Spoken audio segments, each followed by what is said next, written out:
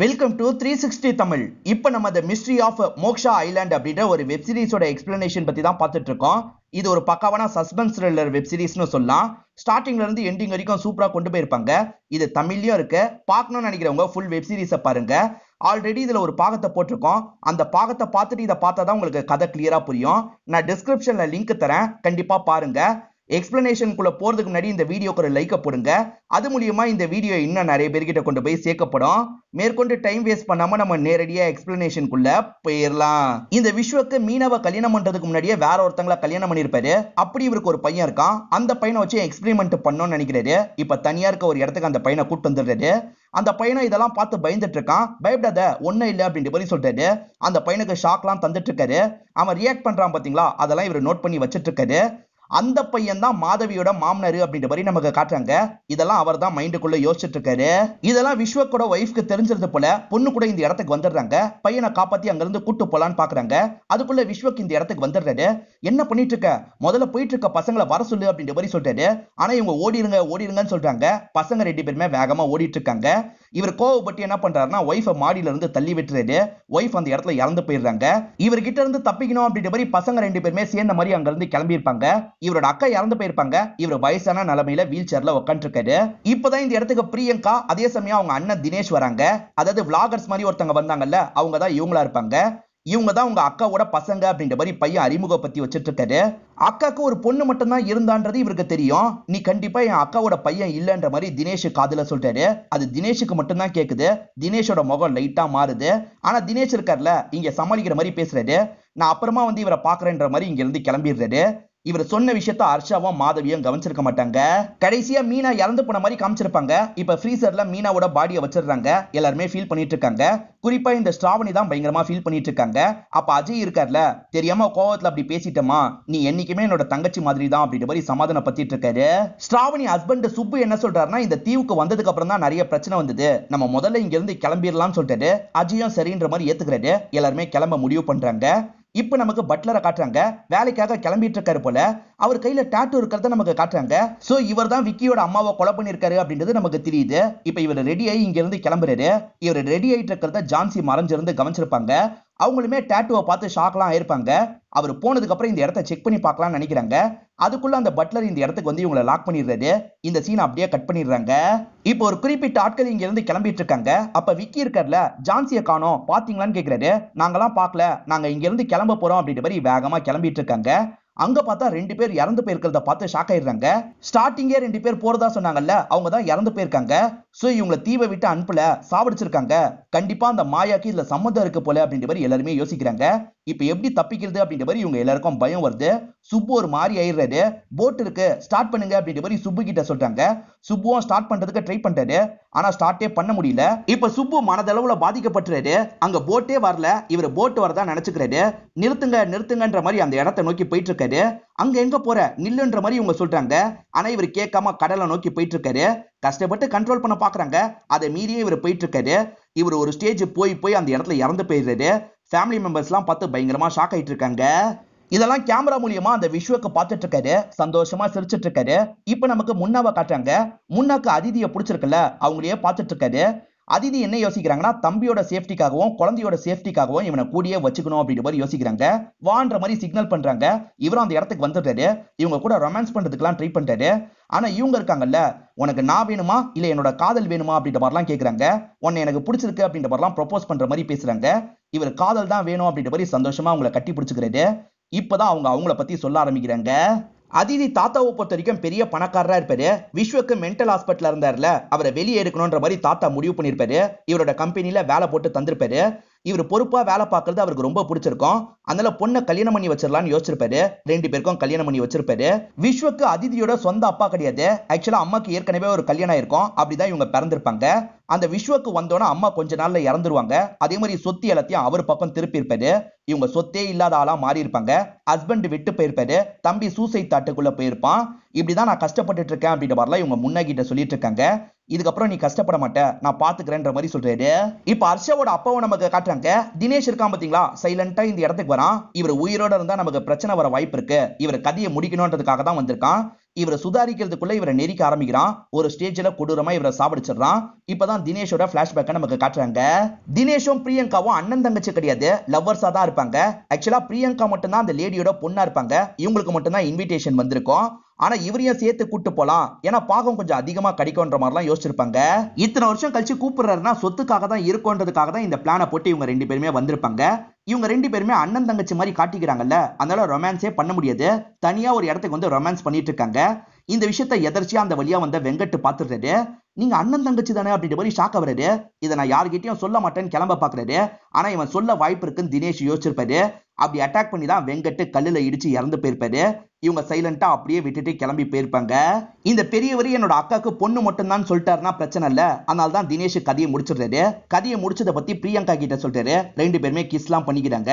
இந்த விஷயத்தெல்லாம் விஸ்வக்கு சிசிடிவி மூலியமா பாத்துட்டு இருக்காரு. அப்ப இவன் என் பேரன் இல்லையா, பேர மாதிரி நடிச்சிட்டு இருக்கானா அப்படின்ற மாதிரிலாம் யோசிக்கிறாரு. அப்பதான் இங்க ஆராய்ச்சி பண்ணிட்டு இருக்கவங்க இருக்காங்கல்ல, 100% ஒன்னு மேட்ச் ஆகுது அப்படின்ற மாதிரி சொல்றாங்க. மாயாவும் இப்பயே நம்ம டெஸ்ட் பண்ணிடலாமா அப்படின்ற மாதிரி கேக்குறாங்க. இப்பயே டெஸ்ட் பண்ணிடலாம், நான் வரேன்ற மாதிரி இவர் எந்திரிச்சு கிளம்புறாரு. என்ன விஷயம்ன்றது நமக்கு டீட்டெயிலா தெரியல.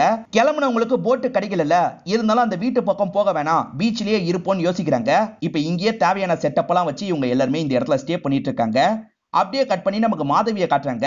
மாதவி இருக்காங்கல்ல, தனியா இருக்க அந்த ஆகாஷ் கிட்ட பேசுறதுக்காக வந்துடுறாங்க. ஆகாஷ் ரொம்ப சோகமா இருக்கார்ல, அவரை சமாதானப்படுத்துற மாதிரி பேசுறாங்க. இந்த விஷயத்தெல்லாம் யாரும் புரிஞ்சுக்க மாட்டாங்கப்பா, நீ அதை நினைச்சு கவலைப்படாத, சீக்கிரமே எல்லாம் சரியாயிடும் அப்படின்ற மாதிரிலாம் சொல்லிட்டு இருக்காங்க. உன் அப்பா மட்டும் உன்னை பத்தி அப்படி பேசல, எல்லாருமே அப்படிதான் பேசிட்டு இருக்காங்க, அவங்களெல்லாம் விடாத அப்படின்ற மாதிரி ஏத்தி விடுற மாதிரி பேசிட்டு இருக்காங்க. ஏன்னா மத்தவங்க இறந்தா உங்களுக்கு சொத்து நிறைய கிடைக்கும்ல, அதனாலதான் இப்படி பேசுறாங்க.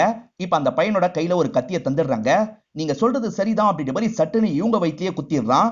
உங்ககிட்ட இருந்தே நான் இந்த விஷயத்தை ஆரம்பிக்கிறேன் அப்படின்ற மாதிரி சொல்றான். இந்த இடத்துல இவங்க ஏடகடமா இறந்து போயிடுறாங்க. நிக்கிலான்னு ஒருத்தங்க கீழே இருக்க லேபை கண்டுபிடிச்சிருப்பாங்க. இப்போ ஒரு பெல் அடிச்சோன்னா எல்லாருமே ட்ரெஸ் எல்லாம் போட்டுட்டு கிளம்ப ஆரம்பிக்கிறாங்க. எங்க கிளம்புறாங்க அப்படின்ற மாதிரி பார்த்துட்டு இருக்காங்க. நம்மளும் அதே மாதிரி ட்ரெஸ் பண்ணிட்டு போயிடுவோம், யாருக்கும் டவுட் வராது அப்படின்ற மாதிரி ட்ரெஸ் எல்லாம் மாத்திட்டு கிளம்புறாங்க. இப்ப அஜயோட பையன் வருண் முழிச்சு பாக்குறாரு. அப்பதான் அஜய் அந்த பகுதியில காணோன்றது தெரிய வருது. எல்லார்கிட்டயும் இந்த விஷயத்த சொல்றாரு. எல்லாருமே அஜய் எங்கன்ற மாதிரி தேடிட்டு இருக்காங்க. விக்கி ஒரு விஷயத்த கவனிக்கிறாரு. இந்த பட்லர் இருக்கான் பாத்தீங்களா, அஜயை தூக்கிட்டு போயிட்டு இருக்கான். எங்க தூக்கிட்டு போயிட்டு இருக்கான் அப்படின்ற மாதிரி ஃபாலோ பண்றாரு. அவன் அந்த ரெஸ்ட்ரிக்டட் ஏரியால திடீர்னு காணாம போயிடுறான். அதுக்குள்ள எங்க போனா அப்படின்ற மாதிரி இவரும் முழிச்சிட்டு இருக்காரு.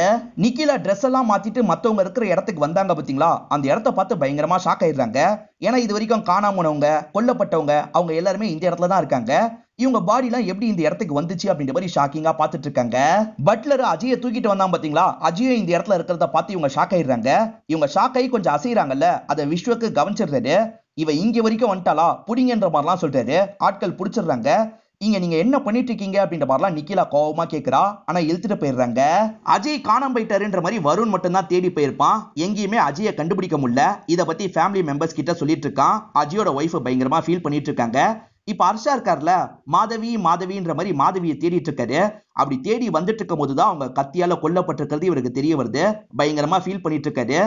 இதே கத்தி முன்னா கையில இருக்கிறத இவர் பார்த்திருப்பாரு. முன்னாதான் இந்த கொலையை பண்ணிருக்க வாய்ப்பு இருக்குன்னு யோசிக்கிறாரு. நீ தானே இந்த கொலையை பண்ண அப்படின்ற மாதிரிலாம் கேட்கிறாரு. அது ஏன் கத்தி தான், ஆனா நான் கொலை பண்ணல அப்படின்ற மாதிரி முன்னா சொல்றாரு. ஆனா ஹர்ஷாக்கு கோவம் வருது. முன்னா கூட இந்த இடத்துல சண்டை போடுறாரு. இந்த சண்டையை தடுக்கிறதுக்கு அதிதி ட்ரை பண்றாங்க. ஆனா ஹர்ஷா கோவத்தை அடக்க மாட்டாரு. இவரை போட்டு அடி அடி நடிச்சிட்டு இருக்காரு. இவங்க ரெண்டு பேர் சண்டை போட்டுட்டு இருக்கும் போது மாயா வந்துடுறாங்க. இது வீடு நினைச்சீங்களா இல்ல ஃபிஷ் மார்க்கெட் நினைச்சீங்களா அப்படின்ற மாதிரி கன்னை வச்சு மேல ஷூட் பண்றாங்க. அதனால இவங்க ரெண்டு பேருமே கொஞ்சம் அமைதி ஆயிடுறாங்க. சத்தியமா நான் இந்த கொலையை பண்ணல, புரிஞ்சுக்கோ அப்படின்ற மாதிரிலாம் முன்னாவே இந்த இடத்துல சொல்லிட்டு இருக்காரு. திரும்பி ஹோட்டலுக்கே போலான்னு இவங்க நினைக்கிறாங்க. அப்பதான் ஹோட்டல்ல குருன்னு ஒரு எம்ப்ளாயி இருந்தாரு பாத்தீங்களா, அவர் ஒரு போட்டை ரெடி பண்ணிருக்காரு. இங்க இருந்து கிளம்பிடலான்னு பாக்குறாரு. இவங்களும் இதே போட்ல போயிடலான்ற மாதிரி வேகமா இந்த இடத்துக்கு வந்துடுறாங்க. இந்த போட்ல ரெண்டு பேர் தான் போக முடியும், ஒருத்தர் வேணா ஏறுங்கன்னு சொல்றாரு. ஆனா இவங்க என்ன பண்றாங்கன்னா எல்லாருமே ஏறணும்னு நினைக்கிறாங்க. அதனால அந்த போட் இருக்கு பாத்தீங்களா, ஒரு ஸ்டேஜ்ல காத்தெல்லாம் போன மாதிரி ஆயிருது. ஏன்டா இப்படி பண்ணீங்க அப்படின்ற மாதிரி அவரும் பயங்கரமா கோவம்லாம் படுறாரு.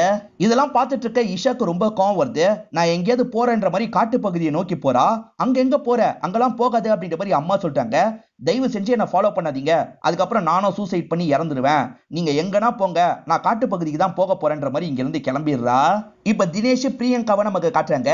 ரெண்டு பேருமே ஒரு இடத்துல ரொமான்ஸ் எல்லாம் பண்ணிட்டு இருக்காங்க. இப்ப ரெண்டு பேருமே ட்ரக் டேப்லெட்டை போட்டு படுத்துறாங்க. அப்படியே கட் பண்ணி ரியாவை நமக்கு காட்டுறாங்க. அந்த முயலை பார்த்திருப்பா, பிடிக்கலான்ற மாதிரி பின்னாடியே ஓடிட்டு இருக்கா. இவ ஓடிட்டு இருக்கிறத கௌஷிக் பார்த்துருவாரு. அந்த பொண்ணை பிடிக்கணும்ன்ற மாதிரி அவரும் பின்னாடியே வந்துட்டு இருக்காரு. அப்பதான் விசித்திர மனுஷன் அந்த வழியா போறதை இவர் கவனிக்கிறாரு. விக்கி இருக்காரு பாத்தீங்களா, இப்ப பட்லர் இருக்க ரூமுக்கு தான் வந்துட்டு இருக்காரு. ஏன்னா பட்லர் கிட்ட தானே ரெஸ்ட்ரிக்டட் ஏரியாக்குள்ள போற சாவி இருக்கும், அதை எடுக்கிறதுக்காக தான் வந்திருக்காரு.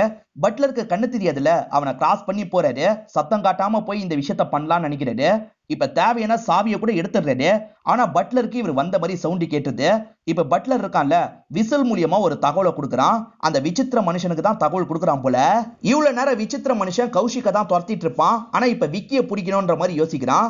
அந்த பட்லர் தகவல் கொடுத்தாருல, அதை வச்சுதான் விக்கிய பிடிக்கணும்ன்ற மாதிரி துரத்திட்டு வந்துட்டு இருக்கான். இப்ப விக்கிய ஒரு இடத்துல லாக் பண்ணி சண்டெல்லாம் போட்டுட்டு இருக்கான். விக்கிய அடிச்சிடலான்னு பாக்குறாரு. ஆனா பயங்கரமா அடி வாங்கிட்டு இருக்காரு. இத பாக்குற கௌஷிக்கு காப்பாத்தணும் அப்படின்ற மாதிரி இந்த இடத்துக்கு வந்துடுறாரு. ரெண்டு பேருமே சேர்ந்து இவன் கூட சண்டை போட்டுட்டு இருக்காங்க. அந்த சண்டையில ஒரு ஸ்டேஜ்ல இவனை புடிச்சு தள்ளி விடுறாங்க. இவன் ஏடகடமா ஒரு இடத்துல போய் விழுந்துடுறான். அந்த இடத்துல இறந்தும் போயிடுறான். இந்த ஆகாஷ் எல்லாரையும் கொல்ல போறன்ற மாதிரிலாம் சொன்னான் பாத்தீங்களா.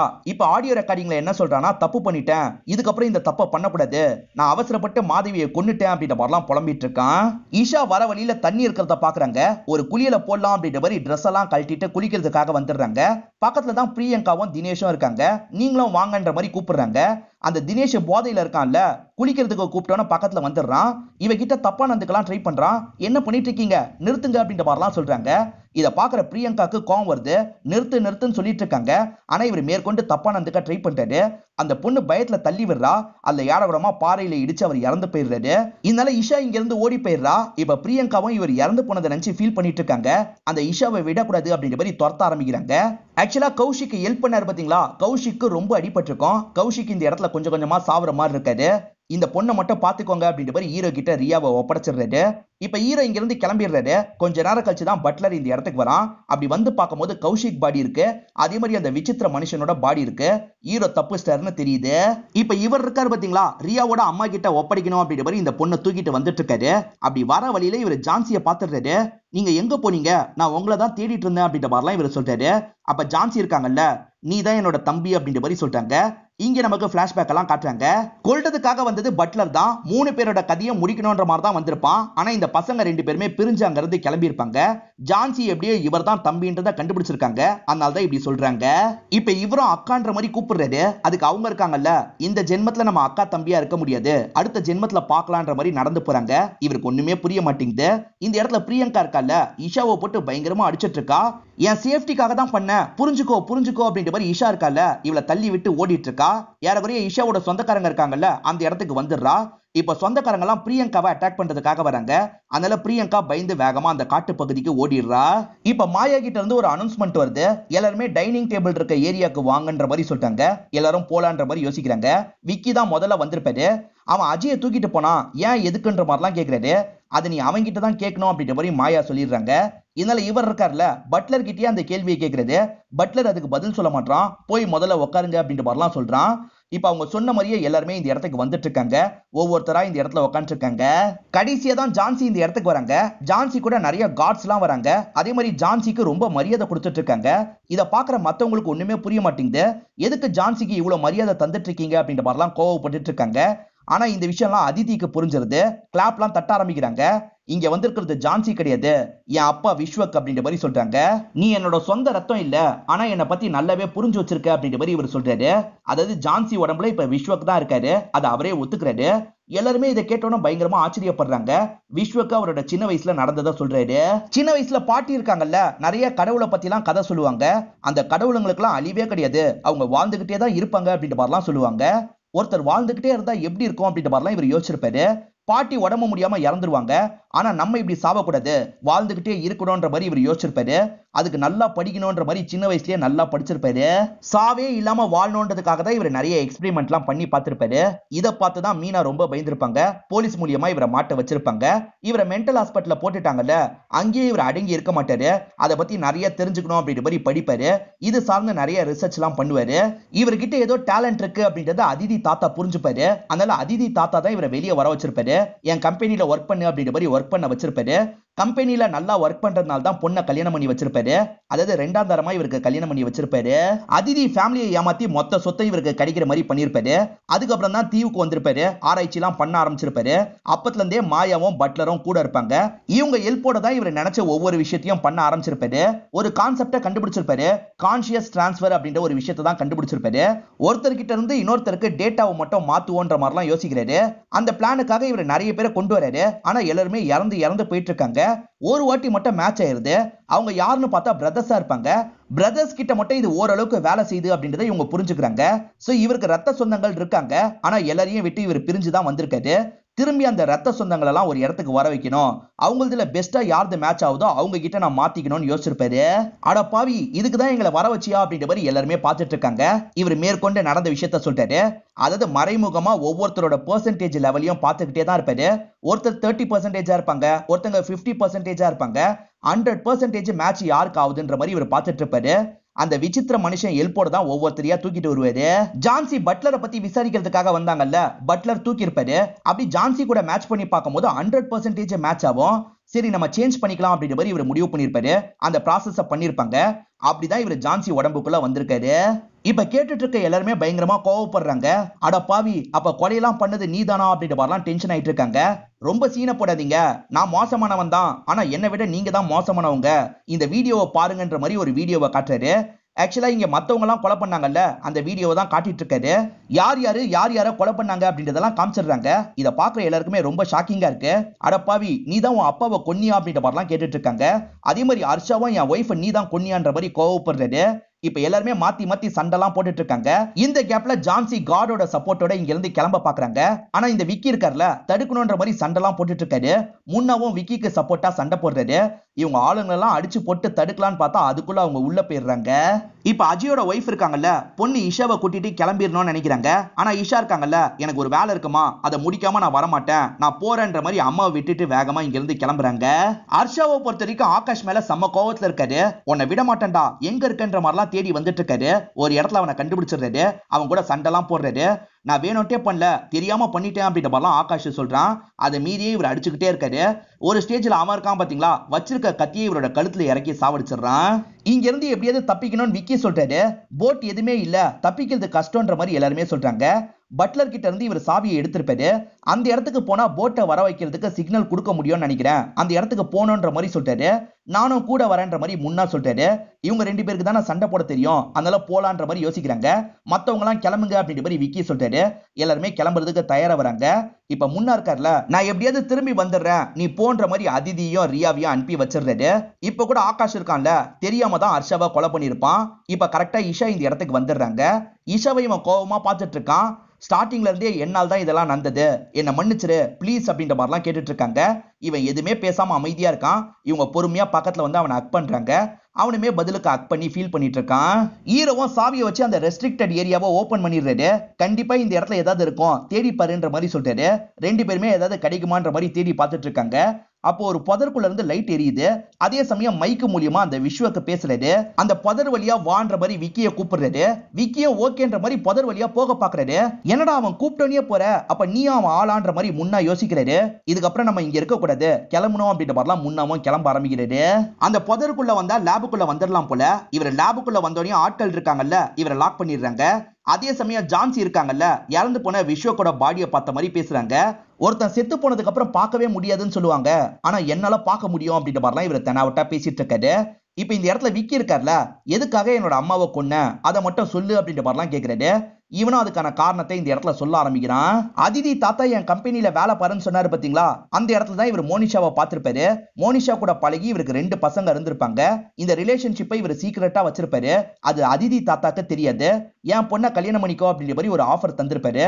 இவர் பொண்ணை கல்யாணம் பண்ணா நமக்கு நிறைய காசு கிடைக்கும், நம்ம நினைச்சதை பண்ணலாம் நினைச்சிருப்பாரு. நான் ஒன்னையும் பசங்களையும் நல்லபடியா பாத்துக்கிறேன்ற மாதிரி மோனிஷா கிட்ட சொல்லியிருப்பாரு. ஆனா மோனிஷா இதுக்கு ஏத்துக்க மாட்டாங்க.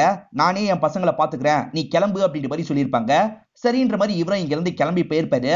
இவர் மோனிஷா கூட இருந்தாரு பாத்தீங்களா, அப்ப சில டைரி எல்லாம் எழுதியிருப்பாரு. அந்த டைரியில இந்த பிளானுக்கான குறிப்பு எல்லாம் எழுதி வச்சிருப்பாரு. அதை இவங்க படிச்சு பார்த்து ஷாக் ஆயிடுறாங்க.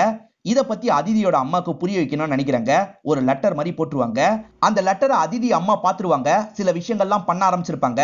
அதுக்கப்புறம் தான் இவருக்கு தெரிய வந்திருக்கும் அதிதி அம்மாவையும் காலி பண்ணோம், மோனிஷாவையும் காலி பண்ணோம்னு யோசிச்சிருப்பாரு. பட்லர் கிட்ட மோனிஷாவையும் அந்த 2 பசங்களையும் காலி பண்ணுன்ற மாதிரி சொல்லியிருப்பாரு. பட்லர் காலி பண்றதுக்காக போயிருப்பான். இதுதான் நடந்தது அப்படின்ற மாதிரிலாம் புரிய வச்சிடுறாரு. எல்லா சமயமும் குடும்பத்தை என் கூடயே வச்சுக்கணும் தான் ஆசைப்படுவேன். ஆனா என் ப்ராஜெக்ட்டுக்கு அவங்களே தடங்களா இருக்காங்க. அதனால தான் கதையை முடிச்சிடுறேன் அப்படின்ற மாதிரிலாம் சொல்லிட்டு இப்ப குருவை நமக்கு காட்டுறாங்க. ஒரு போட்டை கஷ்டப்பட்டு ரெடி பண்ணிடுறாரு. இது மூலியமா போயிடலாம்னு யோசிக்கிறாரு. அப்ப இந்த கேங்க சேர்ந்தவங்க வந்து ஹெல்ப் பண்ணுங்க அப்படின்ற மாதிரிலாம் கேக்குறாங்க. சரி, இல்ல நிறைய பேர் போக முடியும், வாங்க ரெடி பண்ணலாம் அப்படின்ற மாதிரி சொல்றாரு. இவங்க எல்லாருமே ரெடி பண்ற வேலையை பாக்குறாங்க. விஸ்வக் இந்த விஷயத்தெல்லாம் கவனிச்சிடுறாரு. இவங்க கதையை முடிக்கணும்னு நினைக்கிறாரு. விக்கி இருக்கார்ல, அவங்களை விட்டு அவங்க யார்கிட்டயும் சொல்ல மாட்டாங்கன்னு சொல்றாரு. கண்டிப்பா சொல்லுவாங்க, இதனால எனக்கு தான் பிரச்சனைன்னு சொல்றாரு. பட்லர் அவங்க கதையை போய் முடின்ற மாதிரி சொல்றாரு. இப்ப பட்லரும் அவங்க கதையை முடிக்கிறதுக்காக இங்க இருந்து கிளம்புறான். இவங்க தப்பிக்கிறதுக்கு ரெடி ஆயிட்டு இருக்காங்கல்ல, இத பாக்குற பிரியங்கா இந்த இடத்துக்கு வந்துடுறா. என்னையும் கூட்டு போங்கன்ற மாதிரிலாம் கேக்குறா. நீ இஷாவை போட்டு அடிச்சல, உன்னெல்லாம் சேர்த்துக்க முடியாது போன்ற மாதிரி எல்லாருமே சொல்லிட்டு இருக்காங்க. ஆனா இஷா இருக்கால, இங்க இருக்க எல்லாருமே தப்பு பண்ணிருக்கோம், அதனால அதெல்லாம் மறந்துடலாம், எல்லாருமே சேர்ந்து தப்பி போன்ற மாதிரி சொல்றா. சரின்ற மாதிரி பிரியங்காவை சேர்த்துக்கிறாங்க. எல்லாருமே சேர்ந்த மாதிரி வேலை பார்த்துட்டு இருக்காங்க. முன்னாவை பொறுத்த வரைக்கும் இங்க இருந்து கொஞ்சம் பொருள்லாம் எடுத்துட்டு போய்க்கலாம் அப்படின்ற மாதிரி நினைச்சிருப்பாரு. அப்பதான் போயிட்டு இருக்க பட்லரை பாக்குறாரு. இவன் எங்க போயிட்டு இருக்கான்ற மாதிரி பொறுமையா ஃபாலோ பண்றாரு. பட்லரை பின்னாடி இருந்து அடிச்சிடலான்ற மாதிரி கட்டி எடுத்து அடிக்கிறதுக்காக வர்றாரு. அதுக்குள்ள பட்லர் சுதாரிச்சிடுறாரு. இவன் கூட சண்டை போடுறாரு. இவங்க 2 பேருமே பயங்கரமா இந்த இடத்துல சண்டை போட்டுட்டு இருக்காங்க. இப்ப விக்கி இருக்கார்ல, தப்பிச்சு சடனா ஜான்சிக்கு பக்கத்துல வந்து கத்திய வச்சு மிரட்டிட்டு இருக்காரு. அதனால எல்லாருமே என்ன பண்றதுன்னு யோசிக்கிறாங்க. இவன் அக்காவை கொல்ல மாட்டான், அதனால தைரியமா வாங்கன்ற மாதிரி விஸ்வக்கு சொல்றாரு. ஏன் கொல்ல மாட்டேன், தேவைப்பட்டா கொல்லுவன்ற மாதிரி இவர் கத்திய வச்சு நெஞ்சிலேயே குத்திடுறாரு. அவங்க வலியால பயங்கரமா துடிக்கிறாங்க. எனக்கு இப்ப மத்தவங்க உயிர் தான் ரொம்ப முக்கியம், பட்லர் கிட்ட திரும்பி வர சொல்லு அப்படின்ற மாதிரி மிரட்டுறாரு. இப்ப வில்லனுக்கு வேற ஆப்ஷன் இல்லல, பட்லர் திரும்பி வான்ற மாதிரிலாம் இன்ஸ்ட்ரக்ஷன் தந்துடுறாரு. பட்லரே திரும்பி தான் போக போறான். இதெல்லாம் முன்னாக்கு தெரியாது இல்ல, அதனால பட்லரை தடுத்து சண்டை போட்டுட்டு இருக்காரு. பட்லரும் பதிலுக்கு சண்டை போடுறான். ஒரு ஸ்டேஜ்ல முன்னாவோட கதையை முடிச்சிடறான். இப்ப திரும்பி அந்த இடத்துக்கு போனன்ற மாதிரி கிளம்புறான். இப்ப மாயா இருக்காங்கல்ல, உன் அக்கா இறந்துற போறா, உன் அக்காக்கு நான் ஃபர்ஸ்ட் எய்ட் பண்றேன் அப்படின்ற மாதிரிலாம் சொல்லிட்டு இருக்காங்க. இப்போதைக்கு இது என்னோட அக்கா கிடையாது, அவன் செத்தா பரவாயில்ல, ஏன்னா இப்ப இறந்து போயிட்டானா அவன் மாத்திக்க முடியாது, அதுவே எனக்கு போதும் அப்படின்ற மாதிரிலாம் சொல்லிட்டு இருக்காரு. ஆனா பேசிட்டு இருக்க இவரே கொஞ்சம் கொஞ்சமா மயங்க ஆரம்பிக்கிறாரு. மாயா இருக்காங்கல்ல, புரிஞ்சுக்கோ, வேற ஒரு வழி இருக்கு, அந்த வழியை உனக்கு சொல்றேன், ஃபர்ஸ்ட் எய்ட் மட்டும் பண்ண விடுன்னு சொல்றாங்க. இவரும் சரின்ற மாதிரி ஏத்துக்கிறாரு. இவ்வளவு நேரம் எல்லாருமே போட்டை ரெடி தான் பண்ணிட்டு இருந்திருப்பாங்க. இப்ப ரெடி ஆயிடுச்சு போல, கிளம்புறதுக்கு தயாரா வராங்க. இந்த இடத்துல மாயா இருக்காங்க பாத்தீங்களா, அந்த ஜான்சிக்கு ஃபர்ஸ்ட் எய்ட்லாம் பண்ணிடுறாங்க. அதே சமயம் ஹீரோவை பார்த்த மாதிரி பேச ஆரம்பிக்கிறாங்க. இப்ப விஸ்வக்கோட மெமரியை உனக்கு நான் டிரான்ஸ்பர் பண்ணிடுறேன், விஸ்வ கிட்ட நான் பேசினா ஏத்துப்பாரு, ஜான்சி உயிரோட இருக்கணும்னா இந்த விஷயத்த பண்ணலாம் அப்படின்ற மாதிரி சொல்றாங்க. இதனால இவர் இருக்கார்ல, சரி டிரான்ஸ்பர் பண்ணுன்ற மாதிரி சொல்றாரு. சொன்ன விக்கி இருக்கார்ல, இந்த இடத்துல மயக்கம் போட்டுருவாரு. அதனால மாயா என்ன பண்றாங்கன்னா பட்லர் கிட்ட பேசுறாங்க. பட்லர் நீ திரும்பி இந்த இடத்துக்கு வர வேணாம், போய் அவங்க கதையை முடின்ற மாதிரி சொல்றாங்க. பட்லரும் சரின்ற மாதிரி ஏத்துக்கிறான். இவங்க கிளம்பலாம் நினைச்சாங்க பாத்தீங்களா, அப்ப பட்லர் தடுக்கிறதுக்காக வந்துட்டு இருக்கான். இவன் தடுத்துட்டா என்ன பண்றது அப்படின்ற மாதிரி எல்லாருமே யோசிக்கிறாங்க. அப்ப ஆகாஷ் இருக்கார்ல, போட்டை விட்டு இறங்கிடுறாரு. நான் இவனை பாத்துக்கிறேன்ற மாதிரி சொல்றாரு. ஏற்கனவே காயப்பட்டிருப்பாரு, அதை மீறியும் சண்டைக்காக நிக்கிறாரு. 2 பேருமே மாத்தி மாத்தி சண்டை போடுறாங்க. ஒரு ஸ்டேஜ்ல ஆகாஷ் இருக்கார்ல, ஒரு ஷார்ப்பான கட்டி அவன் நெஞ்சில குத்திடுறாரு. அவன் காயப்பட்ட மாதிரி கீழே விழுந்து கிடக்குறான். ஜான்சியோட மெமரியை இவரோட மெமரியில மாத்திரலாம் அப்படின்ற மாதிரி இவங்க யோசிக்கிறாங்க. அதுக்கான ப்ராசஸ் எல்லாம் பண்ணிட்டு இருக்காங்க. இந்த சமயம் நிக்கிலா இருக்கா பாத்தீங்களா, மாட்டின இடத்துல இருந்து தப்பிச்சிருவா. நிக்கிலா இந்த ப்ராசஸ் முடியக்கூடாது, ஏதாவது பண்ணணும்னு யோசிக்கிறா. ரெஸ்ட்ரிக்டட் ஏரியாவோ ஒரு இடம் இருக்கு பாத்தீங்களா, அங்க இருந்து தான் கரண்ட் சப்ளை எல்லாம் கிடைக்கும். அந்த கரண்ட் சப்ளை கிடைக்கிற இடத்தை இவ கொளுத்தி விட்டுறா. அந்த இடமே எரியலாம் ஸ்டார்ட் பண்ணுது. இதனால இந்த ப்ராசஸ் பாதியிலே நிக்கிதா என்னன்னு தெரியல. எல்லாருமே அந்த லேபை விட்டு கிளம்பணும் அப்படின்ற மாதிரிலாம் யோசிக்க ஆரம்பிக்கிறாங்க. எப்படியோ அடிச்சு போட்டுட்டோம் அப்படின்ற மாதிரி ஆகாஷ் சந்தோஷப்படுறாரு. அதே சமயம் இஷா இருக்காங்கல்ல, போட்டை விட்டு இறங்கி வந்துடுறாங்க. சூப்பர் அப்படின்ற மாதிரி இவரை பாராட்டிட்டு இருக்காங்க. இவ்வளவு நேரம் விழுந்து கிடந்த அவன் இருக்கான்ல, சட்டுன்னு கண் முழிச்சு எந்திரிச்சு வரான். என்ன திரும்பி வந்துட்டான் அப்படின்ற மாதிரி இவர் ஷாக் ஆகுறாரு. அப்படி திரும்பி வந்தவன் இருக்கான்ல, ஆகாஷோட கதையை முடிச்சிடுறான். இப்ப இன்னும் சிலர் இவன் கூட சண்டை போடுறதுக்காக வராங்க. மீதி பேராது தப்பிங்கன்னு சொல்லிட்டு இவன் கூட சண்டை போடுறாங்க. ஆனா இவன் இருக்கான்ல, எல்லாரையும் கொடூரமா சாவடிச்சிட்டு இருக்கான்.